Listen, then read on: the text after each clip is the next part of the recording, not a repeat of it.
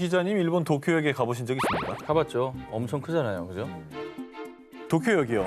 하루에 열차 출도착 횟수가 약 3,000회, 하루 이용객이 약 140만 명, 지상, 지하, 신칸센 포함해서 총 30개 라인이 있어서 일본 철도의 심장부로 불리는 곳입니다. 이번 특종은요. 수많은 인파로 북적이는 도쿄역에서 발견된 미스터리한 가방에 대한 얘기입니다. 2015년 5월 31일 일본 도쿄역의 수화물 보관소 한 직원이 한 달간 주인이 나타나지 않은 노란색 여행용 가방 속을 확인했습니다. 그런데 가방 속에 든 것은 다름 아닌 시신이었습니다. 예?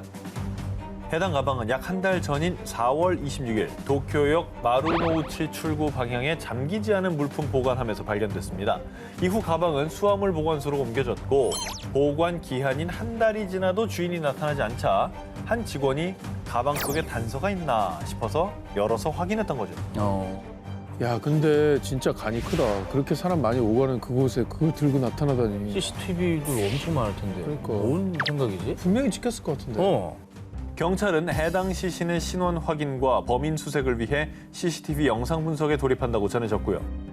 특히 조사를 통해 가방 속 시신은 키가 약 140cm의 마른 체형에 틀니를 착용한 70에서 90대의 여성으로 추정됐습니다만 그러나 한 달간에 이미 시신의 부패가 진행된 상태로 시신의 신원 확인은 불가능했습니다. 그렇겠지. 그래도 아까 그 물품 보관함 위치도 그 출구 계단 바로 앞에 있더라고요. 그리고 그 하루 유동인구가 140만 명이면 증언도 엄청났을 것 같은데. 그러나 용의자를 봤다는 유력한 목격자는 결국 나타나지 않았다고 합니다. 그래도 음. CCTV. 아, 요즘에 CCTV가 발달돼서 진짜 사람이 어디서 어디까지 가는지 다 추적돼 나오더라고요. 사건 해결의 마지막 희망 CCTV를 분석해 본 결과 4월 26일 오전 8시에서 9시경 노란 가방을 보관함에 넣는 한 남성을 포착. 거봐요. 됐네. 나왔네. 됐네. 하지만 근데 CCTV 영상 속 해당 남성의 신원 파악 역시 실패하며 왜? 끝내 이 사건은 미제로 남게 됐습니다.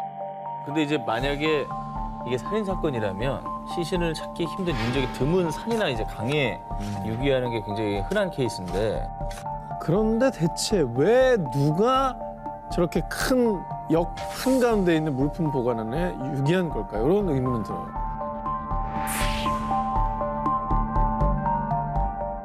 (2009년 2월 2일) 미국 뉴멕시코주 엘버커키의 사막 지역 웨스트메사에서 반려견과 함께 산책을 하던 한 여성. 그리고 그녀의 눈에 띈 무언가. 그것은 사람의 뼈, 백골이었습니다. 이 백골의 발견은 거대한 연쇄 살인 사건의 전모가 밝혀지는 시작에 불과했습니다.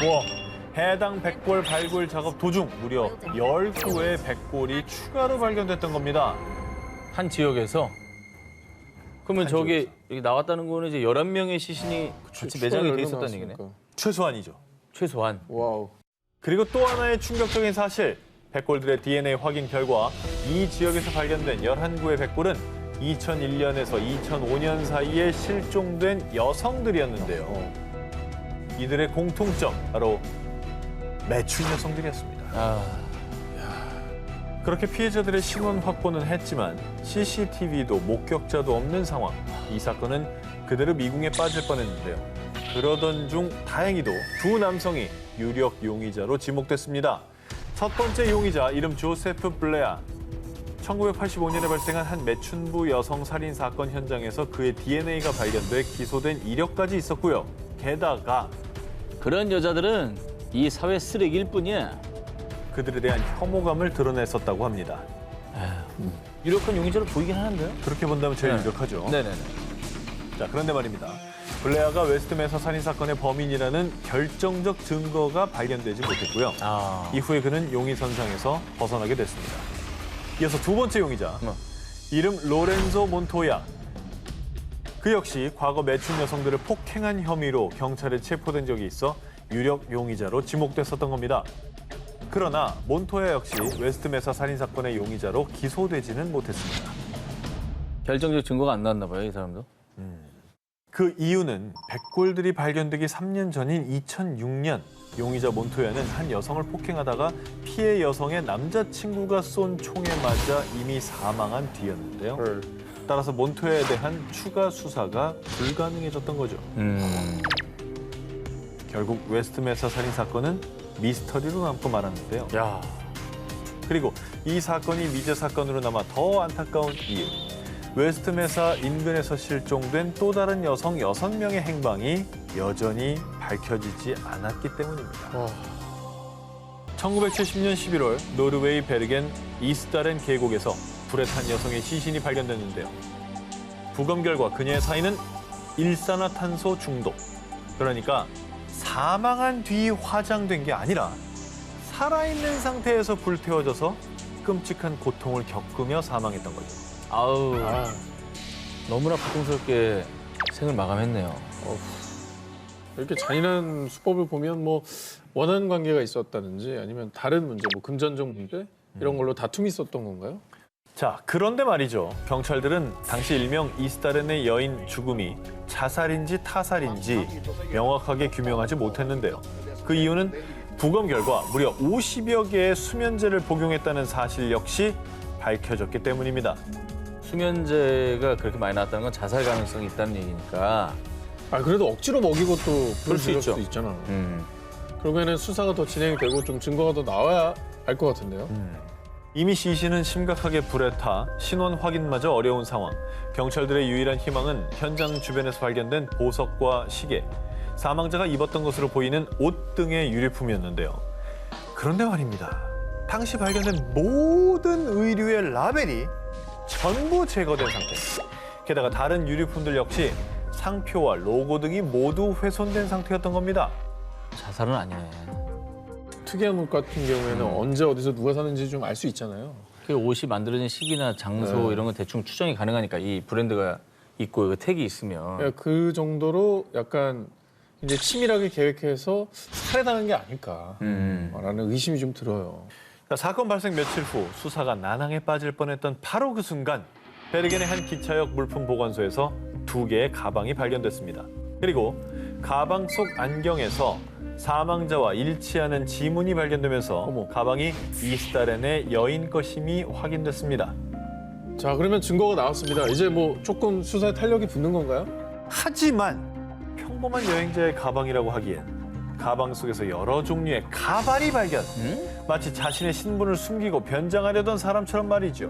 만약에 그 여인의 꽃이었다면 너무나 수상하고 이상한데요. 그렇죠. 왜 저러고 왜 저렇게 했을까? 신분을 숨겨야 되는 특별한 이유가 있었던 게 아닐까? 문득 제가 생각한 건 약간 스파이 아닌가 해서. 오. 정보국에 있는 직원이니까 본인의 정체를 숨겨야 될 이유도 많은 거죠. 이후 계속된 경찰 조사 결과 해당 여성이 투숙한 호텔을 찾을 수 있었는데요. 그리고 체크인 당시 그녀가 여권을 사용했다는 것을 확인할 수 있었습니다. 정체가 뭡니까? 스파입니까? 여권이요. 예. 그러나 봐봐. 이 역시 위조된 여권으로 드러났습니다.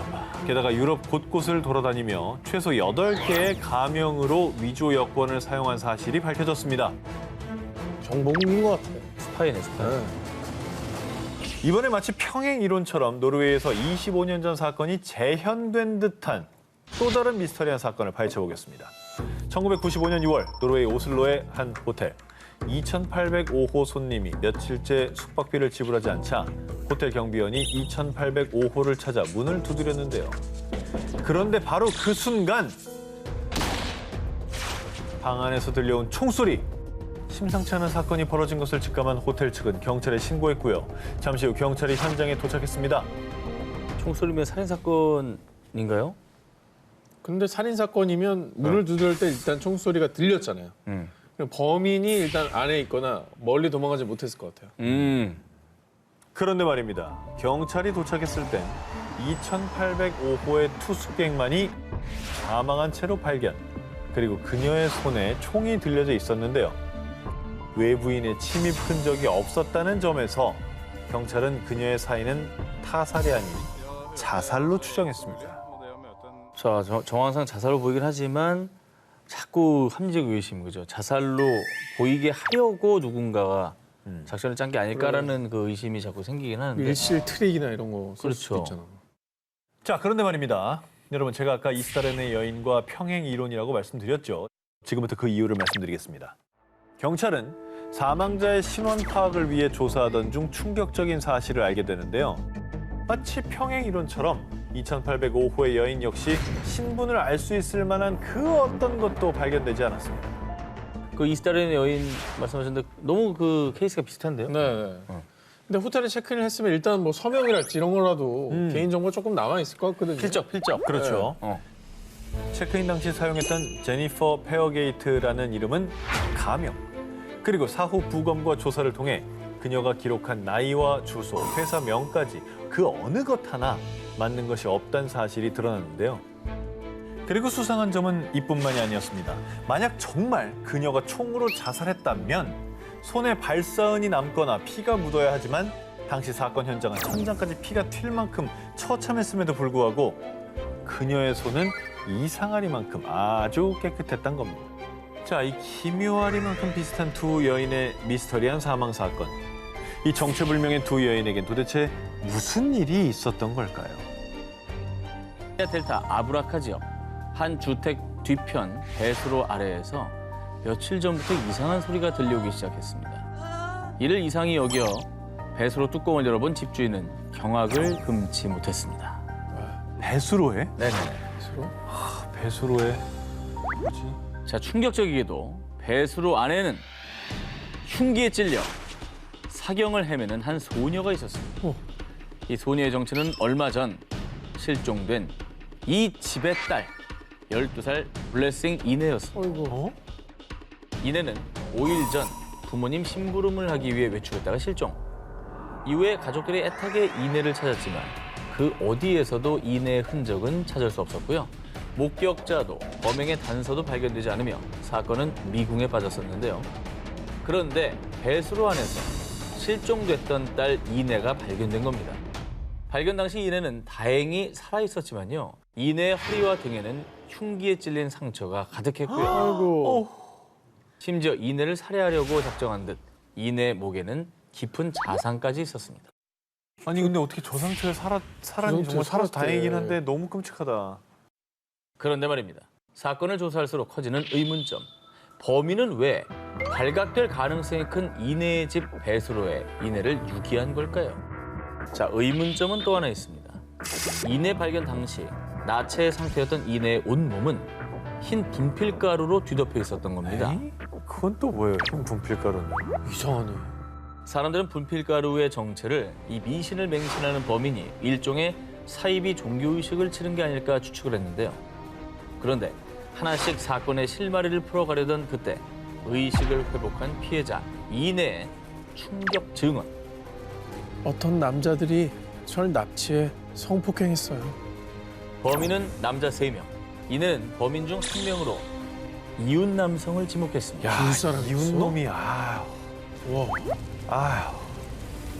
합리적으로 보면은 피해자의 집에서 멀리 어떤 그런 그렇죠. 일을 하는 게 이제 우리가 이해하기 쉬운 방식인 거잖아요. 근데 뭐 어쨌거나 범인이 나왔으니까 일단 그 놈부터 잡아서 그 3명이 누구냐 밝혀라. 네 공범이 누구냐. 그렇죠. 하면 되지 않나요? 하지만 범인은 이미 도주한 상태였습니다. 경찰은 이 끔찍하고 기괴한 사건의 진상을 파헤치기 위해 도주한 범인을 추적 중에 있다고 합니다. 때는 1995년 7월 30일 저녁, 일본 도쿄 파치오지의 한 슈퍼마켓에서 40대 여성 직원 이나가키 노리코와 10대 여성 아르바이트생 2명이 처참하게 살해당하는 사건이 발생했습니다. 좀 이상하다. 직원들은 왜 죽인 거며 한 명에게 원한이 있는데 그걸 목격하면서 증인이 될까 봐 우발적으로 2명을 더 계획이 없었던 살인을 증인을 한 없애려고? 네. 자, 경찰 역시 강도가 아닌 원한 살인을 의심했는데요. 당시 10대 여성 2명은 머리에 한 발씩 총상을 입고 사망했지만요. 직원 노리코는 머리에 2발이나 총상을 입었고요. 잠깐만요. 야 근데 일본이잖아. 일본이 총이 금지된 나라 아니에요? 저 나라가 총기 살인 사건이 있어요? 어떻게 총 구한 거죠? 자, 경찰 역시 범행 도구인 총에 주목. 조사 결과 범행 도구를 필리핀제 389경 리볼버로 추측을 했고요. 성능이 좋지 않은 총으로 피해자들을 명중시킨 것으로 보아 범인이 평소 총기 사용에 능숙했을 것으로 추정했습니다.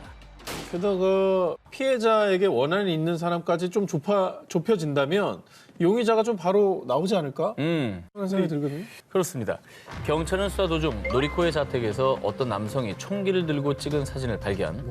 평소 친분이 있음에도 불구하고 그가 노리코의 장례식에 참석하지 않은 점도 수상히 여겨 그를 유력 용의자로 지목을 했는데요. 아니, 난 범인이 아니에요. 그때 친구랑 식사 중이었다고요. 야, 이렇게 되면 동기도 모르고 범인도 이제 오리무중이고 그렇죠. 완전히 미궁인데요. 자, 경찰은 이 사건을 해결하기 위해 20년 넘게 무려 19만 명의 인력을 투입. 여러 인물이 용의선상에 올라 지문과 DNA 조사를 했지만요. 범인 검거에 실패. 아직도 그날 밤 슈퍼마켓에서 무슨 일이 있었는지, 누가 대체 왜 피해자들을 살해한 건지 의문을 풀지 못한 채 사건은 26년째 장기 미제 사건으로 남아 있습니다.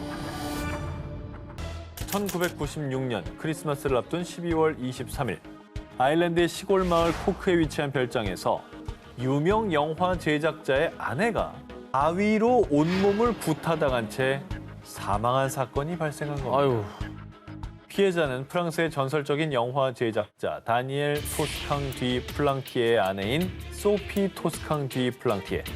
발견 당시 그녀의 얼굴은 알아보기 힘들 정도로 심하게 훼손돼 있었고요. 격렬히 저항한 흔적이 남아 있었습니다. 단순 금품 노린 강도는 아닌 것 같아요. 저렇게까지 할 필요 없거든요. 그렇지. 아일랜드와 프랑스 경찰은 사망한 소피의 애정 문제에 주목. 유부녀였던 그녀에게 내연남이 있었으며 남편 역시 아내의 외도 사실을 알고 있던 것으로 알려졌습니다. 그래서 경찰은 치정에 의한 살인 사건을 염두에 두고 내연남과 남편을 조사했죠. 그런데 우린 이미 3년 전 끝난 사이라고요. 그리고 사건 당시 프랑스에 경매장이 있었기 때문에 내 알리바이를 증명해줄 사람은 차고 넘칩니다. 그는 즉시 용의선상에서 제외됐습니다. 그럼 이제 남편인데 아내의 어떤 외도에 본인이 이제 화가 나서. 그랬을 수도 있고요. 아니면 누군가를 시켜서 복수를 한 게 아닐까요? 소피와 남편 다니엘이 갈등을 겪은 것은 사실이지만 두 사람은 화해 후 사이가 좋았으며 사건 직전에도 전화로 애정을 과시하는 등 조사 결과 남편 역시 범인이 아니었습니다. 그래. 사건이 미궁에 빠질 무렵 드디어 소피 살인 사건의 유력한 용의자가 검거되는데요. 누굽니까? 용의자는 사건 현장 인근에 사는 프리랜서 기자 이안 베일리. 아니, 기자가 왜? 그 유명인들의 뭐 가십 등 뭐 이런 거 취재하는 기자면 파파라치인가? 괴롭혔을 수 있죠. 경찰이 그를 용의자로 지목한 이유. 베일리의 지인들에 따르면 소피가 사망한 이후 그의 손에서 무언가에 긁힌 상처가 발견된 겁니다. 그러니까 구타당해 숨졌다면서요, 피해자가. 그러면은 이제 때릴 때 이제 저항하던 피해자한테 긁힌 상처일 수 있지 않습니까? 저항을 하니까. 하지만 그는 이건 트리를 자르다 생긴 거고 이건 칠면조 요리하다가 생긴 상처라고요. 라고 주장. 그런데 그가 바위로 죽였다고 하는 걸 내가 똑똑히 들었습니다. 프랑스 법원은 2019년 베일리에게 살인 혐의로 징역 25년형을 선고했지만요. 아일랜드 측은 자국민 보호를 위해 범죄인 인도를 거부하고 있는 상황. 소피 살인 사건은 국제적 논쟁으로 비화되며 20년 넘게 미스터리로 남아 있습니다.